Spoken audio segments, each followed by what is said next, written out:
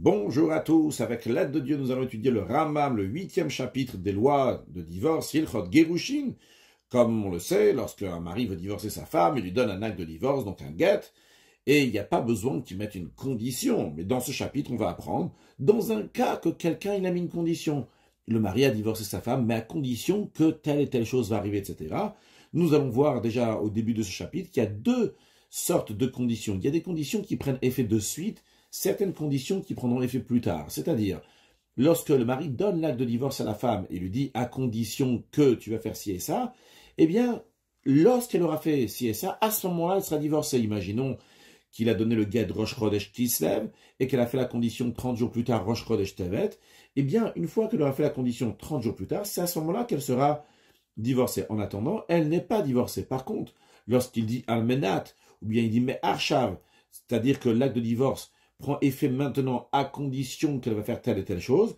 Dans ces cas-là, lorsque la femme va faire la condition un mois plus tard, Rosh Chodesh Tevet, eh bien, elle sera divorcée rétroactivement depuis Rosh Chodesh Kislev. Puis dans la suite, nous verrons plein de détails dans ces conditions. Halakha Aleph, Amegaresh Altnai, celui qui divorce à condition que, il a dit à la femme, je te divorce, mais à condition que tu vas faire telle et telle chose. Imnit Kayematnai, si la condition c'est accompli à raison de Gourachet. Elle est divorcée. Veim lonit kayematnai. Et si la condition n'a pas été accomplie, et na Gourachet, elle n'est pas divorcée. Le Ram dit que dans ce livre-là qu'on est en train d'étudier, dans le livre de Nashim, mais dans les lois précédentes, dans la loi de Ishut, de mariage, on a déjà appris les lois des conditions. Rappelons les conditions, les lois des conditions, il y a 4 choses. Premièrement, il faut que la condition soit doublée, c'est-à-dire, il faut dire aussi bien le positif et le négatif. Si tu vas faire, alors à ce moment-là, le get sera un get. Si tu ne vas pas faire le négatif, si tu ne vas pas faire ça, le get ne sera pas un get. Ça, c'est une chose. Deuxièmement, lorsqu'on présente ce positif et négatif, il faut d'abord dire le côté positif, que si tu vas faire, ça sera un get. Et après seulement dire, si tu ne vas pas faire, ça ne sera pas un get. Troisièmement, il faut que la condition soit avant l'action, c'est-à-dire, qui va dire, si tu vas faire telle et telle chose, ça va être un get. Si tu vas faire telle et telle chose, donc c'est la condition, à ce moment-là, ça sera un get, donc ce sera l'action qui va se passer. Et quatrième chose, que la condition doit être quelque chose qu'elle peut faire, pas quelque chose qui est impossible de faire. S'il manque une de ces 4 choses dans la condition n'est pas considérée une condition. Ça, c'est ce qu'on avait appris dans les lois de Ishut. Continuons. Le Rambam nous dit, Vesham Nidber, là-bas aussi, on a expliqué dans les lois de Ishut, Shamegar et Shaltnai, que celui qui divorce à condition, au moment où la condition va s'accomplir, à ce moment-là, elle sera divorcée. Non pas au moment où le mari lui a donné l'acte de divorce, Rosh Chodesh Kislev, mais 30 jours plus tard, par exemple. Au moment où elle va faire l'action, la condition que le mari lui a dit, donc 30 jours plus tard, c'est à ce moment-là qu'elle sera divorcée, et non pas un mois avant, non pas au moment où le mari lui a donné l'acte de divorce. Elle n'est pas considérée divorcée depuis ce moment-là, mais elle est considérée divorcée depuis le moment où elle a fait la condition. Les fichar, c'est la raison pour laquelle, vu que le divorce à condition, il se concrétise uniquement au moment où la condition est accomplie, c'est la raison pour laquelle, qu'en attendant, yesh là-bas, le mari a la possibilité d'annuler cet acte de divorce. On les recifaltla ou rajouter dans la condition. C'est-à-dire, il lui a dit, par exemple, à la condition que tu vas me donner 200 zouz, et il lui dit, maintenant je change à la condition de 300 zouz. Donc il rajoute dans la condition même, ou carrément, ou bien carrément, de dire j'enlève la condition précédente que je t'ai donnée, maintenant je vais faire une autre condition. Pourquoi il peut faire ça? Il peut faire ça, tant que la première condition ne s'est pas faite, même qu'elle a déjà le divorce en main, il peut toujours changer parce que cet acte de divorce-là n'a pas pris effet. Si le mari, il est mort avant que la femme a fait la condition, ou bien que l'acte de divorce a été perdu, ou il a été brûlé, avant que la condition s'est accomplie. Elle n'est pas divorcée. A priori, cette femme-là, donc si elle vient nous demander au tribunal est-ce qu'elle peut se marier ou pas, on va lui dire non, tu ne veux pas te marier tant que tu n'as pas fait la condition. C'est-à-dire même si elle a reçu l'acte de divorce Rosh Chodesh Kislev, tant qu'elle n'a pas fait la condition, elle ne peut pas se marier le Yudalet Kislev par exemple. Elle doit attendre jusqu'au moment où elle va faire la condition. Dans l'exemple qu'on a donné, ce sera Rosh Chodesh Tevet. Veim Niset.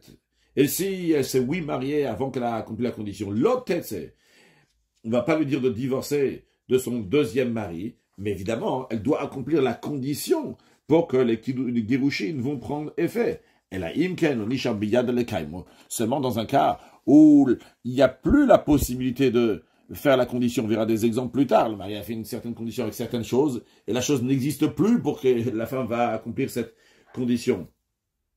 Que dans ce cas-là, évidemment, elle doit quitter le deuxième mari, charé battre la guette, parce que le guette, il est complètement annulé, il vaut rien du tout, et cette femme-là, donc, n'est pas du tout divorcée, c'est une eshetish, une femme qui appartient à un homme, donc au premier mari. Le Ram nous dit, Vesham, là-bas, dans le 6e chapitre des lois de Ishut, Nidber, on a expliqué qu'il y a une autre formulation, que cette formulation n'est pas juste une formule qui est différente, mais qui fait aussi, donc, des conséquences qui vont être différentes. C'est quoi? Shim Amarla, s'il a dit à la femme, il a dit à la femme, tu es divorcé dès aujourd'hui, il lui donne le guet de Rosh Chodesh Kislev, il lui dit dès aujourd'hui, tu es divorcé au Mehayom, ou bien à partir d'aujourd'hui, tu es divorcé à partir d'aujourd'hui, Al-Tnaï Kavekar, à telle et telle condition. Donc ici, il lui a dit l'expression de Me'arshav, Mehayom, c'est-à-dire que l'acte de divorce prend effet aujourd'hui, à condition que, Oche Amarla, ou bien qu'il lui a dit une autre formule, mais qui revient au même que celle qu'on vient de voir, Al-Mendat Karvekar. Tu es divorcé, almenat, en hébreu almenat, ça veut dire en français à condition, mais ici donc le almenat, c'est comme si qu'il avait dit me arshav. L'expression de almenat, c'est comme si qu'il avait dit me goresh et me arshav dès maintenant, à condition que telle chose, tu vas faire telle chose. Alors dans ces cas-là, lorsque la femme elle va faire la condition que le mari lui a dit, même 30 jours plus tard, je crois des shtevet, eh bien tiens me goresh, elle sera divorcée, mais à partir de quand? Mishat netina taget le yada. À partir de Rosh Chodesh Kislev, c'est-à-dire que quand elle va faire la condition 30 jours plus tard, eh bien, ça va se dévoiler rétroactivement qu'elle était déjà rétroactivement divorcée depuis 30 jours depuis Rosh Chodesh Kislev. Les filles, c'est la raison pour laquelle, en conséquence, c'est pas donc comme dans le cas précédent. Ici, la femme elle est déjà engagée sur le divorce. Le mari lui a dit, mais Arshav, mais ailleurs, d'aujourd'hui, Almenad, qui veut dire donc dès maintenant, l'acte de divorce prend effet. Donc, le mari, maintenant, il peut plus annuler l'acte de divorce. Il ne peut pas non plus rajouter sur sa condition Mishiga Gatliyada depuis que l'acte de divorce il est arrivé dans la main de la femme. Et dans un cas où l'acte de divorce il a été perdu ou bien été brûlé. Même si le mari il est mort avant que la condition soit accomplie, une fois que le mari il est mort, on ne peut pas dire que le mari va donner un guet, un acte de divorce à la femme une fois qu'il est mort, parce qu'il n'y a pas de guet une fois que quelqu'un il est mort, il ne peut pas donner un guet à sa femme, même s'il a envoyé, on l'avait appris avant, il a envoyé un guet à sa femme et il est mort, le shaliach, le délégué ne peut pas donner le guet à la femme. Donc, ici le mari il est mort. Malgré cela, à raison de tout ce qu'elle doit faire pour être considérée divorcée, c'est même après la mort du mari, après que le guet il a brûlé ou bien il a été perdu. Elle accomplit. Puisqu'elle a déjà été divorcée depuis le moment où elle a reçu l'acte de divorce, il y avait déjà ici un acte de divorce qui avait pris effet. Et dans ce cas-là, dans le cas où il lui a dit que tu es divorcé déjà aujourd'hui, elle peut, a priori, si elle vient nous dire est-ce qu'elle peut se marier, elle va lui dire oui, tu peux te marier, même si la condition n'a pas encore été faite. On ne craint pas que la femme ne va pas accomplir la condition et que le guet va être annulé. Parce que la condition du mari était en rajoutant que tu es divorcé dès maintenant, ou bien à condition de le mot almenat, donc qui veut dire mais arshav dès maintenant. Dans les commentaires, c'est discuté, c'est quoi ce raisonnement dans le Ram. Et vu qu'il a dit mais arshav ou almenat, elle peut se marier le khatrila.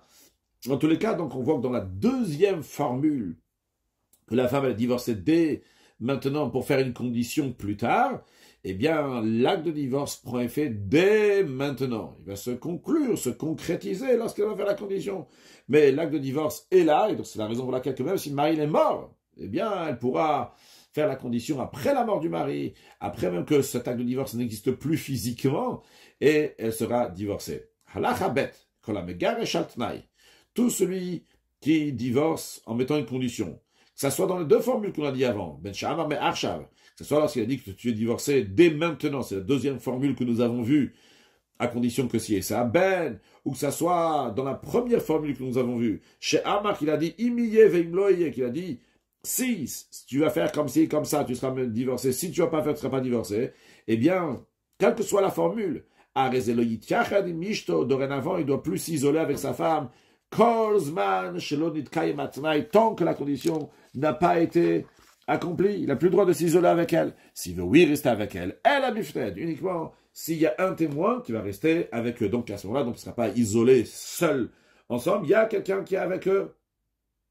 Pourquoi on veut qu'il y ait un témoin qui soit avec eux? Parce que dans un cas où les Girushin vont, oui, prendre effet, alors cette femme-là lui est interdite. Vu que cette femme-là lui est interdite, c'est interdit de s'isoler, donc avec une femme qui n'est pas la sienne.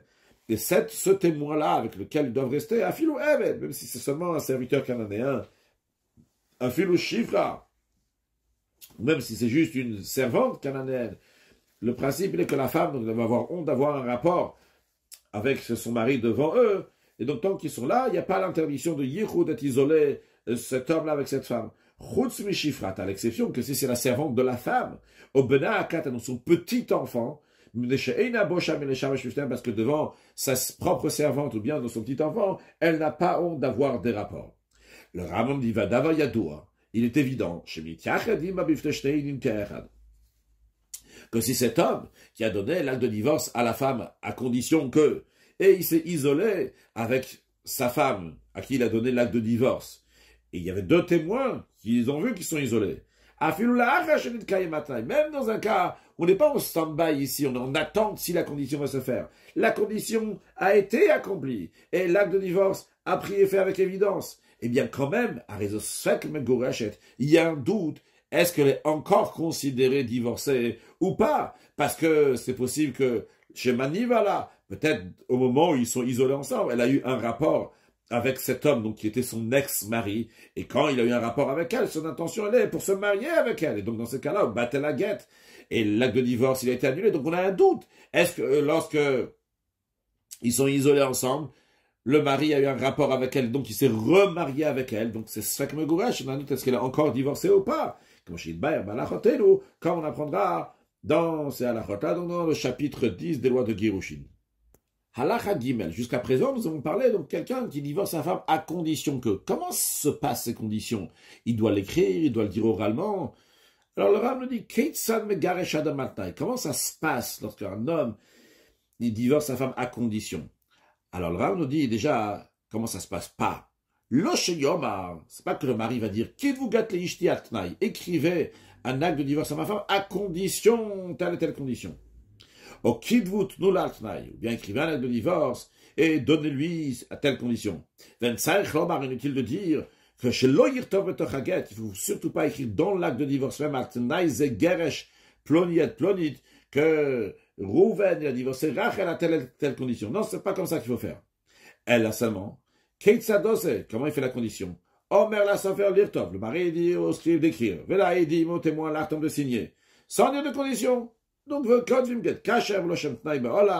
et le scribe, il va écrire un acte de divorce sans aucune condition, et ils vont signer, après il lui donne l'acte de divorce, et au moment où il lui donne, il lui dit verbalement, oralement, c'est ton acte de divorce, tu es divorcé par cet acte de divorce à telle et telle condition, bien si c'est pas le mari lui-même qui donne l'acte de divorce à sa femme, qui disent aux témoins, lorsqu'il nomme un des témoins, les témoins pour être les délégués pour amener l'acte de divorce à la femme, le shliach, ou bien au délégué si c'est un délégué, donnez-lui l'acte de divorce à telle et telle condition. Donc en deux mots, le Rav me dit, il ne faut pas écrire dans l'acte de divorce la condition, cette condition elle est dit oralement, que ce soit par le mari lui-même, que ce soit par les témoins s'il délègue les deux témoins, que ce soit donc par un mandataire s'il va mandater quelqu'un, mais ça s'écrit, ça se dit oralement. Maintenant, si Katavatay baguette, s'il a écrit la condition dans l'acte de divorce, alors là, ça dépend où il a écrit. S'il a écrit s'il a écrit après qu'il a fini d'écrire la partie essentielle de l'acte de divorce, c'est-à-dire la date, le nom de l'homme, de la femme, et les mots qui est permis à tout le monde, et après cela, il a écrit la condition.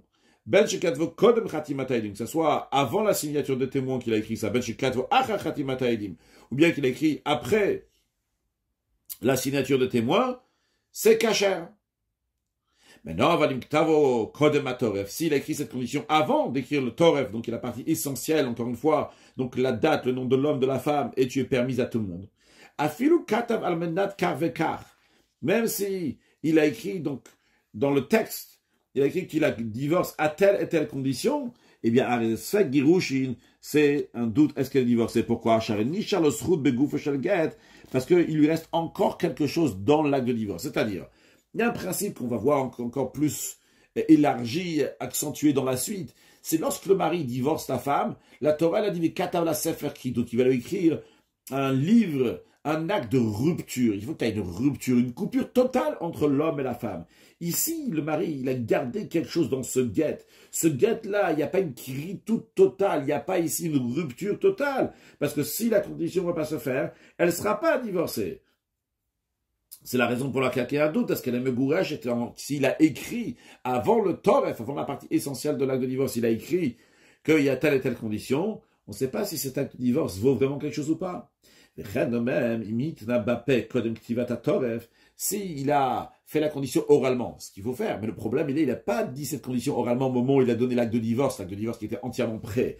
C'est avant qu'on écrit le Toref, avant qu'on écrit la date, le nom de l'homme et de la femme, et tu es permis à tout le monde avant ça, il a fait la condition verbalement, que telle et telle condition, c'est un doute, est-ce qu'il y a vraiment un acte de divorce ou pas? Parce qu'au moment où il a écrit l'acte de divorce, il n'y avait pas une rupture totale, il y avait une condition ici qui était là. Donc il faut que l'acte de rupture va être un acte rupture à 100%. Et après, lui, il va rajouter une condition. Oralement ou bien par écrit, donc ça passe si c'est après le Toref. Une fois que le get, il a déjà été écrit. Quelqu'un qui divorce sa femme, il a fait une condition avec elle, ben birtav, acharatoref, c'est ce qu'il a écrit donc sur l'acte de divorce après qu'il a écrit la partie essentielle, qu'on a dit que c'est cachère, ou ben alpe, ou bien que ce soit oralement qu'il a donné la condition acharatoref, après que on a déjà écrit la partie essentielle de l'acte de divorce, qu'on a dit que c'est cachère. Donc c'est pas ça le problème maintenant. Donc l'acte de divorce lui-même était bon. Mais là il est en train de faire une condition. Mais la condition est problématique. Pourquoi? Qu'est-ce qu'il a dit?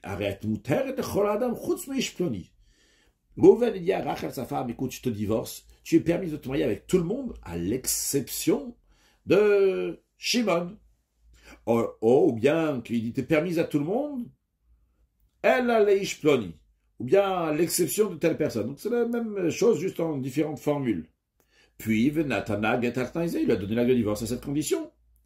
Alors, est-ce que c'est considéré un acte de divorce ou pas? Alors, il faut voir qui est cet homme-là. Imaya Toaïsh Go, ici, cette personne-là, donc c'était un non-juif, au Eved, ou un serviteur cananéen, au Assuralé, à Mishumer, ou bien quelqu'un que de toute façon il est aussi interdit, comme le Goy, comme le serviteur, ou bien il est interdit, donc parce que c'est un membre de famille que la Torah interdit, qui Gonavia, comme par exemple, si le mari Reuven, il a dit à Rachel, tu es divorcé, mais à condition que tu ne vas pas te marier avec ton père, ton frère, Achia, ou Aviv Echav, ou avec mon père à moi, donc ou mes frères à moi, Arezeget Kacher, c'est un acte de divorce qui est cachère. Parce que la rupture était une rupture totale, parce que de toutes les façons, elle ne peut pas se marier avec le goy, avec le serviteur, avec son père, son frère. Et si cet homme-là, que Rouven a dit à Rachel de ne pas se marier avec, c'était quelqu'un qui peut, oui, avoir des kiddushin. Ce n'était pas un goy ou un membre de famille que la Torah interdit d'avoir des kiddushin avec lui. Elle peut, oui, se marier avec lui. Même si ce rapport avec cette personne-là, c'est interdit par un lave, par un interdit de la Torah. Donc c'est pas ce qu'on appelle un isur erva, une interdiction sur laquelle on est passible de carette de retranchement, mais c'est un isur lave, c'est une interdiction. Donc la Torah l'a interdit, mais il n'y a pas carette, il n'y a pas le retranchement, il y a uniquement, entre guillemets, 39 coups de bastonnade. Imaginons par exemple que cette Rachel, c'était une femme qui était divorcée, et que Reuven, au moment du divorce, il lui dit, je ne veux pas que tu vas te marier avec Monsieur Cohen, donc je te donne l'acte de divorce à condition que tu ne maries pas avec Monsieur Cohen. Mais non, c'est vrai que la Torah l'interdit que Rachel va se marier avec Monsieur Cohen, parce que Rachel c'est une divorcée. Mais si le Cohen il va transgresser le lave, cet interdit, il va oui se marier avec Rachel, le mariage, c'est oui un mariage. Donc même dans un cas où c'est quelqu'un qui est actuellement mineur, mais plus tard, lorsqu'il va grandir, après, il pourra, oui, se marier théoriquement avec Rachel s'il n'y avait pas la condition du mari. Et vu que le mari, maintenant, il a fait une condition, il la bloque, que plus tard, Rachel ne pourra pas se marier avec celui qui est mineur aujourd'hui. Dans tous ces cas-là, no get, ce n'est pas un acte de divorce. Pourquoi? Charé chier baguette. Parce que le mari, en faisant cette condition-là, il a laissé quelque chose dans l'acte de divorce. C'est-à-dire, il n'a pas fait une rupture totale avec sa femme. Il lui a dit, tu es divorcé, à condition que tu ne veux pas te marier avec telle et telle personne. Mais à l'instant, telle et telle personne, elle aurait pu se marier. Pourquoi après ce divorce-là, elle ne pourrait pas se marier? Parce qu'il y a une condition du mari. Ah, condition du mari, mais c'est plus son mari, ça y est, c'est fini, il y a une clitoute. Et non, il n'y a pas de rupture, a priori, si on va dire que cette condition, c'est une bonne condition. C'est la raison pour laquelle que le Ram nous dit, dans un tel cas, ce n'est pas un guet. Parce que le mari, il a gardé quelque chose. Shier, l'expression de shier, ou la notion donc, de shiur, pas shiur avec un aïn qui veut dire un cours comme un shiur Torah, un cours de Torah, mais un shiur, shin yud vavresh, qui veut dire qu'il a laissé quelque chose. Cette notion-là, on va la répéter aussi dans la suite, donc on va dire en hébreu shiur, qu'il a gardé quelque chose. Il n'a pas totalement divorcé, il n'a pas fait un cri tout, il n'a pas fait une rupture totale. Donc on a vu pour l'instant que si le mari lui a dit tu es divorcé à condition que tu ne vas pas te marier avec telle et telle personne, eh bien si cette personne-là de toutes les façons elle était interdite, alors le mari n'a rien rajouté. Le guet c'est un guet. Par contre s'il a dit à condition que tu ne vas pas te marier avec une personne qu'elle pouvait oui se marier, mais à cause de la condition du mari elle ne pourra pas se marier, dans ces cas-là ce n'est pas un acte de divorce. Mais maintenant, Aya balachota. Si cet homme-là, que Rouven, il a dit à Rachel, je ne veux pas que tu te maries avec lui, mais je te donne le guet, à condition que tu ne te maries pas avec lui, cette personne-là était le mari de la sœur de Rachel. C'est-à-dire, Rachel a une sœur qui s'appelle Léa. Léa est mariée avec Shimon. Et Rouven, avant de donner l'acte de divorce à Rachel, il lui dit, tu es divorcé à condition que tu ne vas pas te marier avec Shimon. Mais non. C'est entre les deux cas qu'on a dit avant. Pourquoi? Aujourd'hui, Shimon, il est interdit de se marier avec Rachel en tant que membre de famille, et s'il y a un rapport entre eux, ils sont passifs de carré de retranchement. Mais la situation peut changer, basculer. Si Léa va mourir, il y a moutar là. À ce moment-là, Shimon pourra oui se marier à Rachel, parce que la règle elle est qu'un homme n'a pas le droit de se marier avec deux sœurs, par exemple Rachel et Léa, tant que les deux sont en vie. Mais s'il s'est marié avec Rachel, Rachel elle est morte, maintenant il peut oui se marier avec Léa. Alors la question elle est maintenant, si Rouven il a dit à Rachel, tu ne peux pas te marier avec Shimon à cette condition-là le guet c'est un bon guet. Et après, il lui donne l'acte de divorce. Est-ce qu'on considère ce Shimon comme quelqu'un que de toute façon ne peut pas se marier avec elle, ou bien on considère Shimon comme quelqu'un que peut-être un jour elle pourra oui se marier avec lui? Eh bien, c'est un doute, est-ce qu'elle est divorcée? Halacha vav.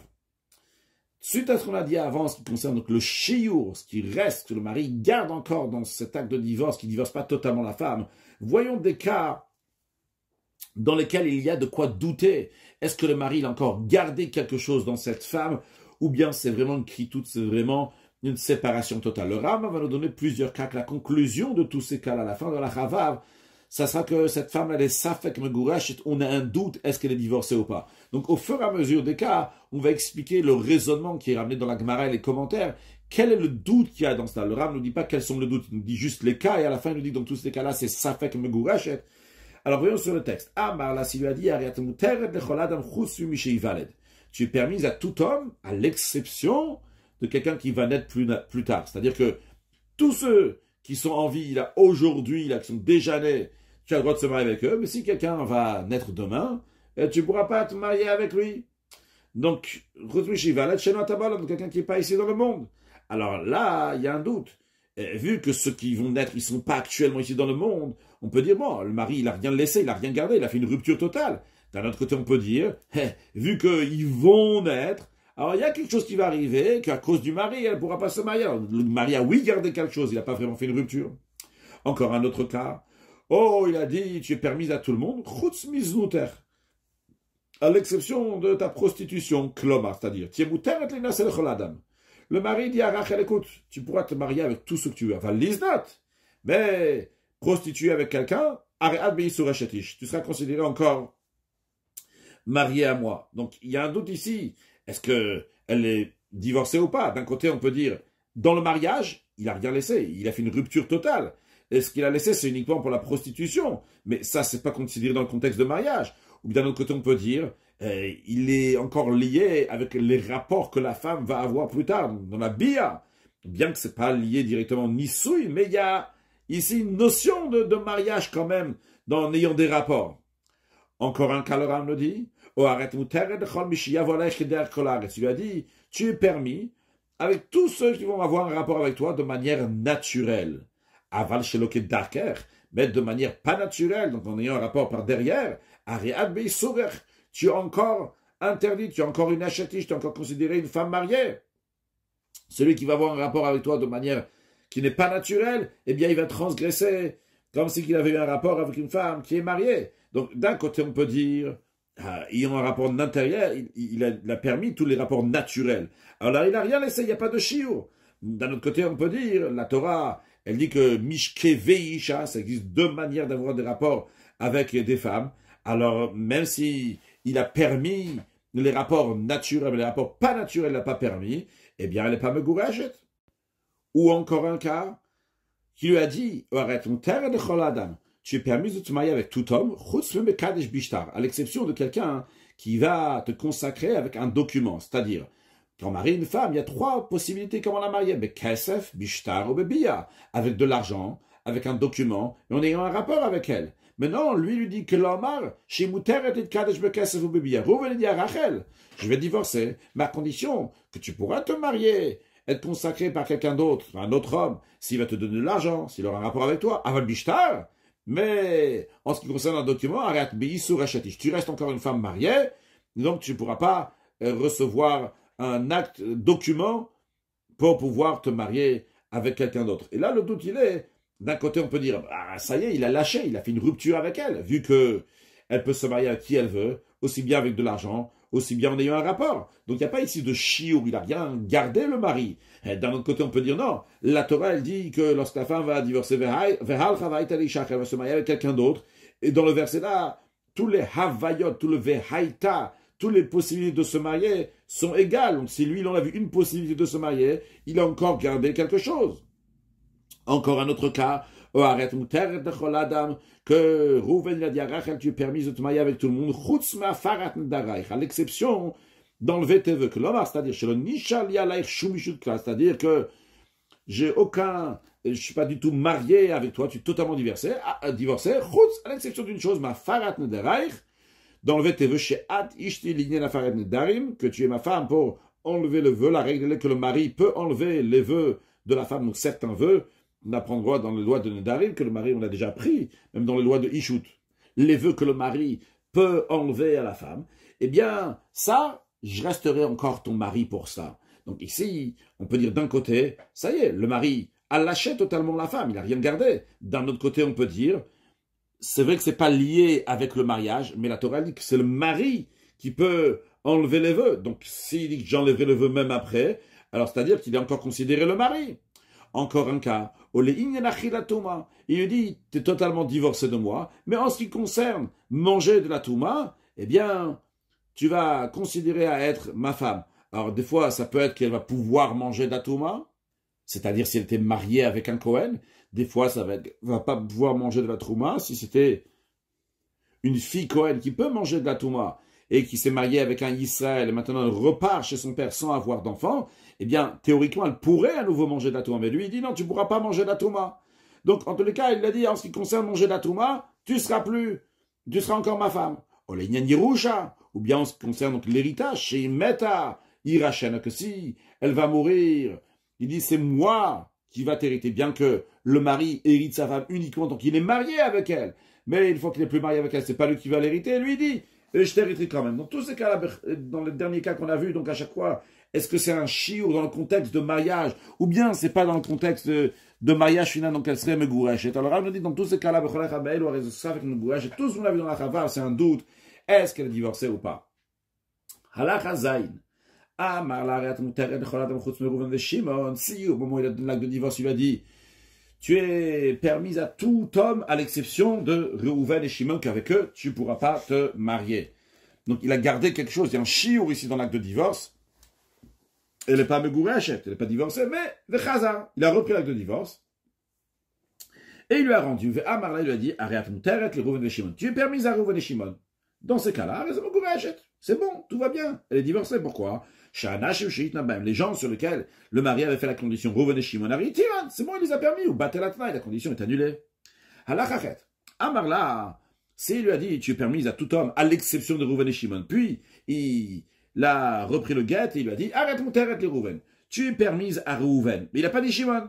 Il n'est pas divorcé. Pourquoi? Parce qu'il n'a pas enlevé la condition qu'il avait mis sur Shimon. Il a encore interdit à Shimon. Il y a un shiur, le mari a gardé quelque chose ici. Il a donné un divorce. Elle ne veut pas se marier avec Shimon. Mais non, si Amar arrête mon terre, les Shimon. Il n'a pas parlé de Rouven. Il a dit, tu es permise à Shimon. Ou arrête mon terre, les Shimon. Il a dit, tu es permise même à Shimon. Ça fait dire, c'est un doute. Est-ce qu'elle est divorcée? Pourquoi? Shama il tira les Shimon. Parce que peut-être le fait qu'il a dit Shimon et pas Rouven, c'était pour dire qu'elle est permis seulement à Shimon. Ou Rouven, mais mais Rouven est toujours interdit. Vous avez Shama raf les Shimon. Même dans le cas, il a dit, même pour Shimon, que l'homme arrive à le dire, les Choladam, tu es permis à tout le monde, af les Shimon, même à Shimon, mais Rouven, il est encore interdit. Ou peut-être on peut donner un autre sens à ça. Shama il tire à la colle. Peut-être, il a permis à tout le monde, et quand il a dit les Shimon, c'était pour inclure, vous avez Shamar de Shimon, vous avez les Rouven, c'est aussi pour Rouven. Chez Shimon, Samouchaï les Rouven maintenant, vu que Shimon était juste apposé juste après Rouven dans sa condition, quand il dit que Shimon il est permis, il se dit aussi pour Rouven. C'est la raison pour laquelle, vu qu'on a un doute, quel est le sens de ces mots, il y a un doute, est-ce qu'elle est Megourash, est-ce qu'elle est divorcée ou pas. Allah Khatet, Itzna Alea, s'il a fait une condition à la femme, fait Amar, il lui a dit, Ayom en atishti. Je te donne l'acte de divorce, aujourd'hui t'es plus ma femme, ou le Machar atishti, demain t'es ma femme.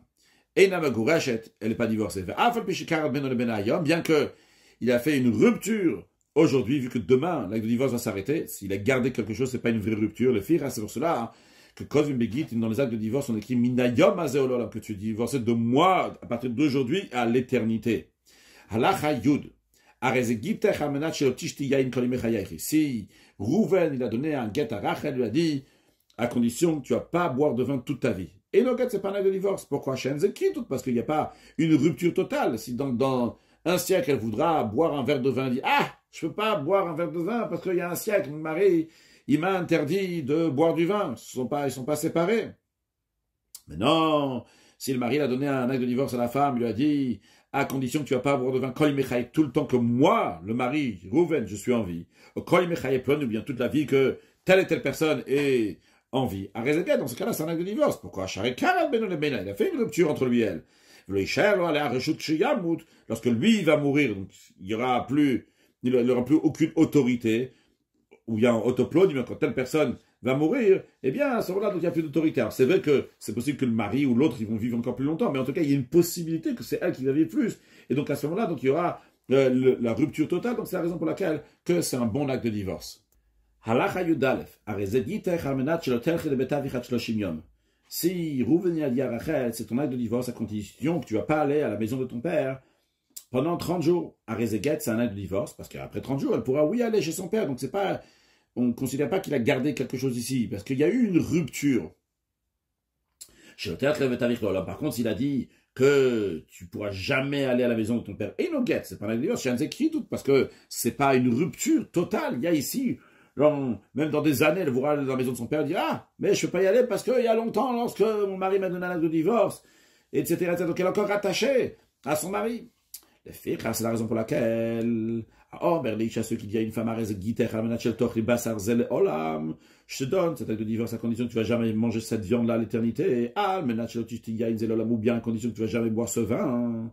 Et no get, c'est pas un acte de divorce, pourquoi chez Enzekirit, ou parce que c'est pas une rupture totale, toute sa vie, elle sera rattachée à son mari parce qu'elle peut pas manger ce morceau de viande ou cette bouteille de vin. Non, s'il a dit, à condition que tu vas pas manger ce morceau de viande ou bien cette bouteille de vin jusqu'à 30 jours, à Rezeget, c'est un acte de divorce vu que la condition est limitée à un certain moment. Et après, la rupture sera totale. Allah Hayudbet, à Rezegita Ramenat Chelotina Siliploni. Le mari lui donne un acte de divorce, il dit, à condition que tu ne vas pas te marier avec tel, tu ne vas pas te marier avec Shimon.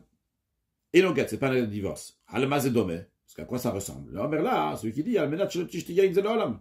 Al-Alacha qu'on vient de voir avant, s'il a dit à quelqu'un, il a dit à la femme, que je te divorce à condition que tu ne vas jamais boire de ce vin, ou bien que tu ne vas jamais à la maison de ton père, ou bien, à la place de dire les olam, il a dit kol mechayach, qui revient au même, donc l'olam à l'éternité, ou bien tous les jours de ta vie.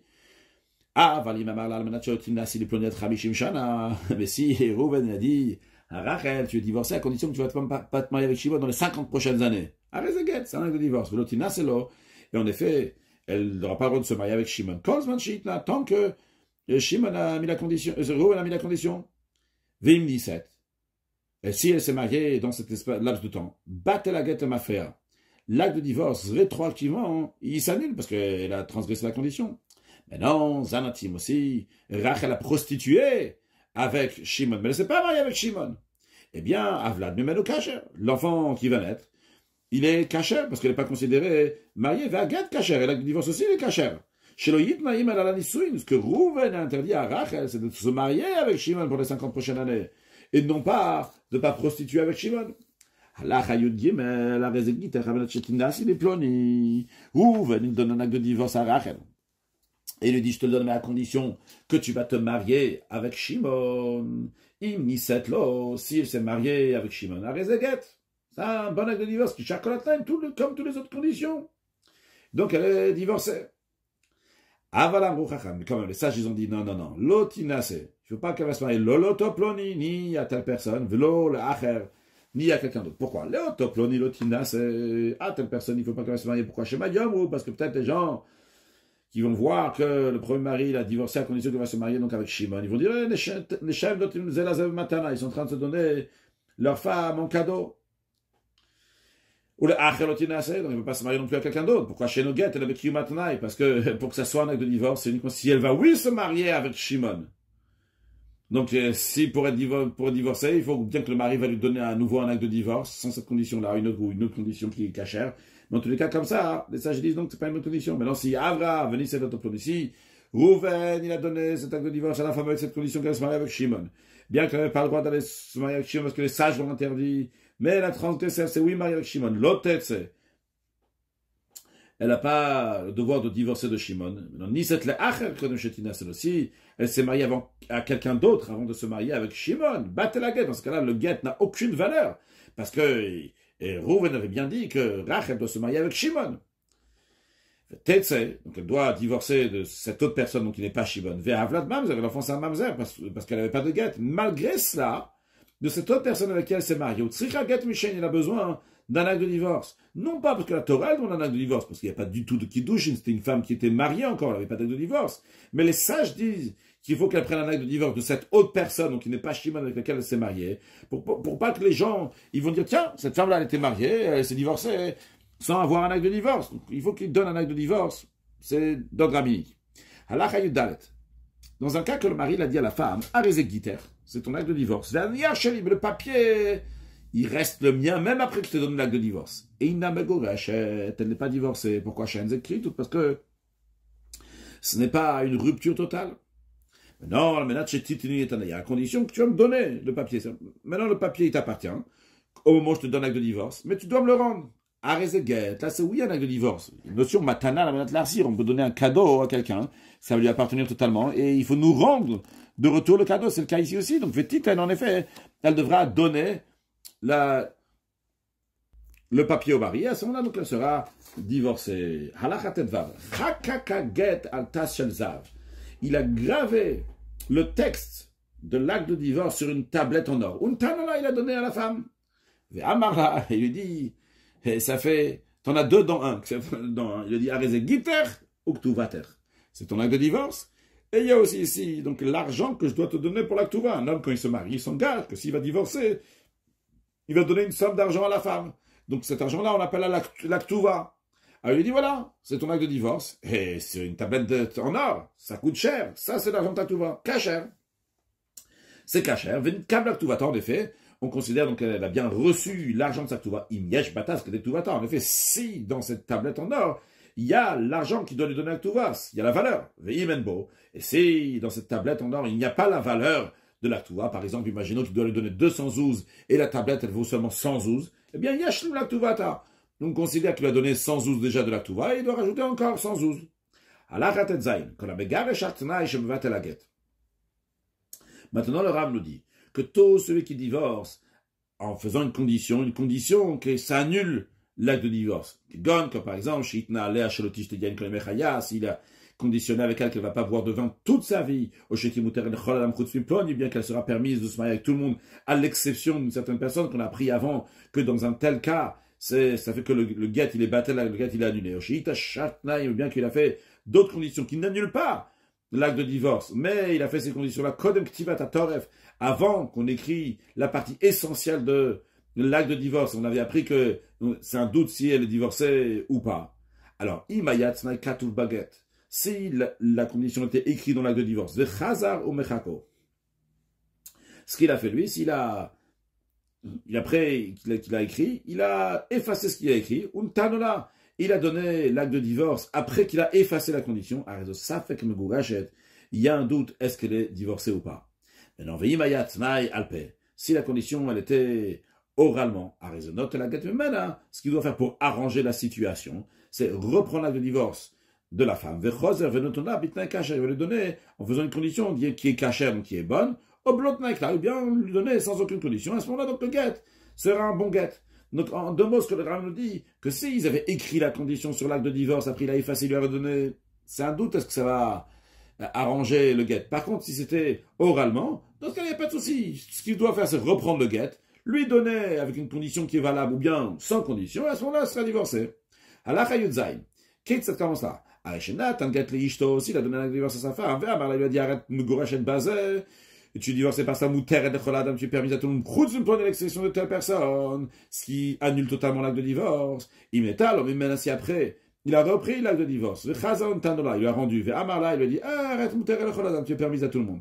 Oh, arrête zegita, ou bien c'est ton acte de divorce. Il n'a pas fait de condition maintenant. Arrête de gourachet, elle est divorcée, ve chel de basé, de même tout ce qui est similaire à cela. Halacha yutret.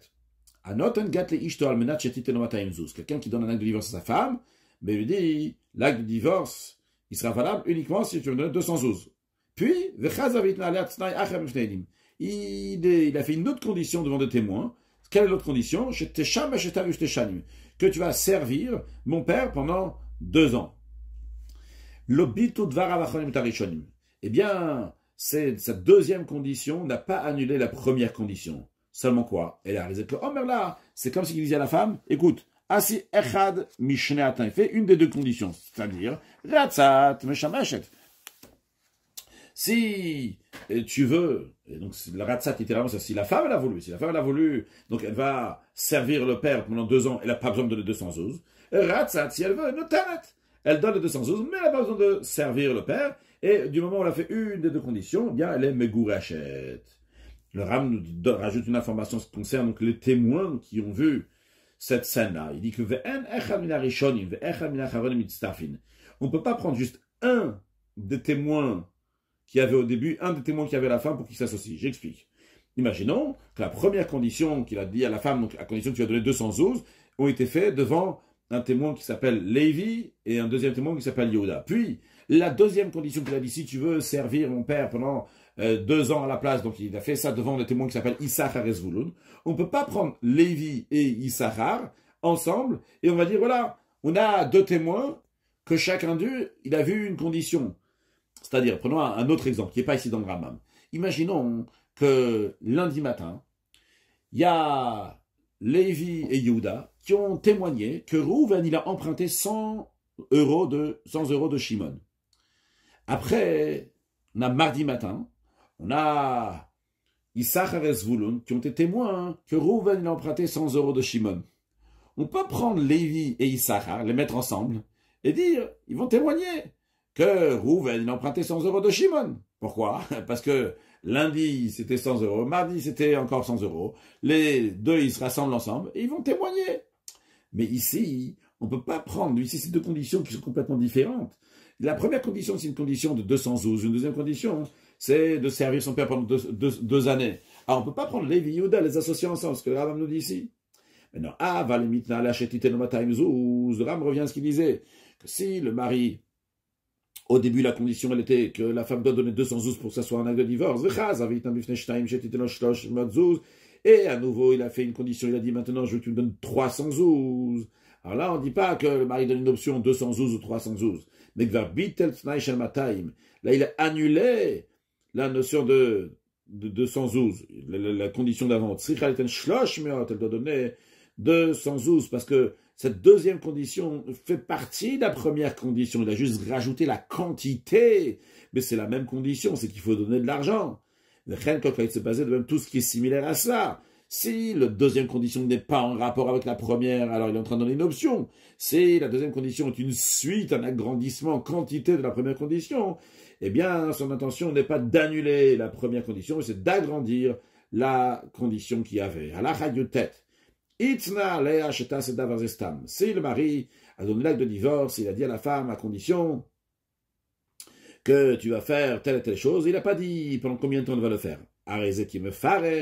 C'est comme si qu'il avait dit qu'elle doit le faire pendant Yom Echad, un jour. Parce que, c'est vu qu'il n'a pas dit explicitement combien de temps elle va le faire, eh bien, sûrement c'est le minimum de temps qui est un jour. Ketzat, comment ça? Marla, s'il lui a dit c'est ton acte de divorce, à condition que tu vas travailler pour moi. Ou bien, à condition que tu vas servir mon père. Ou bien, à condition que tu vas allaiter mon fils. Si elle a travaillé pour lui un jour, ou bien qu'elle a servi son père un jour, ou bien qu'elle a allaité son fils un jour, un jour dans le moment que c'est l'âge que l'enfant il allait, donc c'est depuis le jour de sa naissance jusqu'à 24 mois, dans ces cas-là, c'est un acte de divorce. Maintenant, si si le fils il est mort, elle ne peut plus l'allaiter, ou bien le père, il est mort avant qu'elle a pu le servir, donc avant c'est pas un acte de divorce, parce qu'elle ne peut pas accomplir la condition. Ce que je disais tout à l'heure, on va voir des exemples dans lesquels elle ne peut plus accomplir la condition. Amarla, s'il lui a dit, il a dit, c'est un acte de divorce, à condition que tu vas allaiter mon fils pendant 2 ans, ou bien servir mon père pendant 2 ans. Elle doit finir à compléter. Donc tout le moment qui a été dit donc, de manière explicite, donc 2 ans. Maintenant, si le fils ou le père il est mort dans cette période-là, pendant ces 2 ans, ou bien que le père il a dit, écoute, mon fils il veut que tu me sers, mais moi je suis pas intéressé que toi tu vas me servir, et c'est pas un acte de divorce, parce que la condition n'a pas été accomplie. De même tout ce qui est similaire à ça, dans le cas où elle n'a pas complété la condition, même si elle a commencé, et même si ce n'était pas sa faute, eh bien, ce n'est pas un acte de divorce. Si un homme il a dit à sa femme, c'est ton acte de divorce à condition que tu vas me donner 212 dans les 30 jours à venir. Si il a donné 212 dans les 30 jours qui suivent, c'était avec le consentement du mari, elle est divorcée. Si elle a donné la achashloshim yom après 30 jours, quoi qu'il arrive, que le mari le voulait le 212 ou pas, elle n'est pas divorcée, vu que la condition c'était dans les 30 jours. Natsnalo, si elle a donné dans les 30 jours le 212, mais c'est bien kocho, c'est le kabel, c'est contre son que lui ne voulait pas le recevoir, Arezeget pas sous un divorce, donc qui est invalide d'ordre rabbinique, midato, jusqu'à que elle va lui donner 212 avec son consentement, son accord. Maintenant, si, toujours quand il a conditionné qu'elle va donner 212 dans les 30 jours, dans les 30 jours, il a dit, je te les pardonne, je t'en fais grâce, tu n'as pas besoin de les donner. Elle n'est pas divorcée, parce que la condition n'a pas été appliquée. Non, si le mari est mort dans les 30 jours, il n'a pas eu le temps de lui donner 212, il est mort avant ça. Oh, il veut au moment où ça arrive à la fin des 30 jours, elle n'a pas donné. Elle n'est pas divorcée. C'est vrai qu'elle n'a pas la possibilité de lui donner de l'argent, mais vu que ce sont finis les 30 jours, elle n'a pas donné de l'argent, la condition n'a pas été accomplie, elle n'est pas divorcée. Maintenant, dans un cas que Amarla, c'est un acte de divorce à condition que tu as donné 212, pas comme dans la Chachafalev, dans lequel il a dit dans 30 jours. Il n'a pas dit, il a donné 212, le jour où tu me les donneras. Ou mettre Kodem Shetiten. Le mari est mort avant qu'elle va donner 212. Et il ne peut pas donner aux héritiers par cela accomplir la condition. Pourquoi parce que la condition du mari, c'est que la femme va lui donner à lui 212, non pas aux héritiers. Mais d'un autre côté, malgré le fait que le get, donc n'est pas un get parce qu'elle n'a pas donné les 212. Le bat et la get. L'acte de divorce n'est pas annulé, donc il n'a aucune valeur. On ne dit pas ça. Pourquoi? Charelo Kavasman. Parce que le fait qu'il n'y avait pas fixé de moment pour accomplir la condition, eh bien, l'acte de divorce n'est pas totalement annulé. Parce que théoriquement, même après la mort du mari, elle peut encore donner les 212, juste qu'il y a un problème technique. Le mari n'est pas là pour qu'il va les donner. Les firars, c'est la raison pour laquelle. Même si l'acte de divorce, il a été perdu ou bien été déchiré avant que le mari va mourir. C'est-à-dire, en plus du fait que le mari est mort, mais l'acte de divorce, il est perdu ou il a été déchiré pendant que le mari était vivant. Eh bien, quand même, l'acte de divorce, il a une certaine valeur. On ne dit pas qu'il est totalement annulé. Et les conséquences sera que si son mari, donc Rouven, il est mort sans avoir d'enfant, eh bien, Rezelotina, c'est les arts. Elle ne doit pas se marier avec un étranger, avec n'importe qui, jusqu'à qu'elle va faire la khalitza. Parce qu'a priori, on pourrait demander, mais qu'est-ce qu'on a à faire? De toute façon, si elle est megourache, elle est divorcée, elle n'est pas divorcée, son mari est mort, elle peut se marier avec quelqu'un d'autre. Elle nous dit non. La question, elle est, est-ce que, si elle était divorcée, elle pourrait se marier avec n'importe qui, une fois que son mari est mort sans avoir d'enfant. Mais le fait qu'on la considère qu'elle n'est pas divorcée, et d'un côté, il y a oui quelque chose ici, que le guet, il n'est pas totalement battel. Alors, d'un côté, on va dire, elle ne peut même pas se marier avec le frère de Rouven. Elle ne peut pas faire le yiboum. Mais ce qu'elle devra oui faire, c'est faire la khalitza. On apprendra donc après les lois de Guillouche, yiboum ve khalitza, donc la procédure de déchaussement pour qu'elle puisse se marier avec un étranger. Halacha chav gimel. Arezegitecha menat shetitini kli ploni ou beget ploni. Il a dit à sa femme, c'est ton acte de divorce à condition que tu vas me donner tel ustensile, tel vêtement. Et ce vêtement, cet ustensile, il a été perdu, il a disparu, au Nigdav, il a été volé. Même si elle donne 1000 fois le prix de ce vêtement ou cet ustensile, et il no get, c'est pas un acte de divorce pour Achetit, c'est qu'elle va donner cet ustensile, ce vêtement-là lui-même, ou bien si le mari va annuler cette condition. Celle qui a été divorcée à une condition. Quelqu'un lui a donné Kiddushin. Kiddushin, c'est la première étape du mariage. La Kiddushin, et après, il y a le Nisuin. Donc, la première étape qu'on peut appeler le fiançailles. Donc, quelqu'un a fait des Kiddushin alors que la condition n'a pas encore été faite. Alors, si plus tard, la condition, la femme l'a faite, à raison Mekudeshet, dans ce cas-là, elle est Mekudeshet, parce que rétroactivement, il s'avère qu'en effet, elle était bien divorcée. Mais si la condition n'a pas été faite, donc l'acte de divorce n'a aucune valeur. Et elle n'a pas besoin d'un acte de divorce du deuxième qui a donné les kiddushin. Pourquoi? Parce que les kiddushin ne prennent pas effet. Cette femme-là, c'était une achétiche, c'est une femme qui était mariée vu qu'il n'y avait pas de get. Ça, c'est s'il a donné les kiddushin. Avalim niset. Mais si le deuxième l'a carrément marié, donc cette femme-là s'est mariée avant qu'elle fasse sa condition. Et la condition ne s'est pas accomplie. Ou battait la guette, et l'acte de divorce est complètement annulé. Et donc il s'avère que cette femme-là, elle se trouve mariée, alors qu'en vérité c'est une achétiche. Elle est mariée à Rouven. Et pendant qu'elle est mariée à Rouven, elle est partie se marier avec Shimon. Parce que Rouven lui avait donné un acte de divorce à condition que, elle n'a pas fait la condition. Elle est mariée avec Shimon. Et la condition ne s'est pas faite. Donc le gars, il est complètement annulé. Donc elle est encore mariée avec Rouven. Elle ne peut pas se marier avec Shimon. Eh bien, quand même, Tzricha Get Mishen, il a besoin d'un acte de divorce de deuxième, qui est Moshe Béan. Donc, comme on a expliqué, que Midérabanan, les sages disent, il ne faut pas que les gens vont voir, tiens, elle était mariée, elle est sortie, sans avoir un acte de divorce. On dit qu'il faut quand même avoir un acte de divorce. Conclure avec un mot de Chassidut lié très indirectement. On a parlé, donc, si quelqu'un, on a parlé aussi qu'un homme ne peut pas se marier avec deux sœurs. C'est connu la question, comment ça se fait que Yaakov, qui a accompli toute la Torah, il s'est marié aussi bien avec Rachel et Léa, qui étaient des sœurs. Alors le rabbi a une explication très intéressante qui dit que Yaakov s'était engagé vers Rachel qu'il allait se marier avec elle. Et ça c'est un engagement, il doit tenir parole. Et Yaakov, il est tout d'abord un Ben Noach, il n'y avait pas encore la Torah.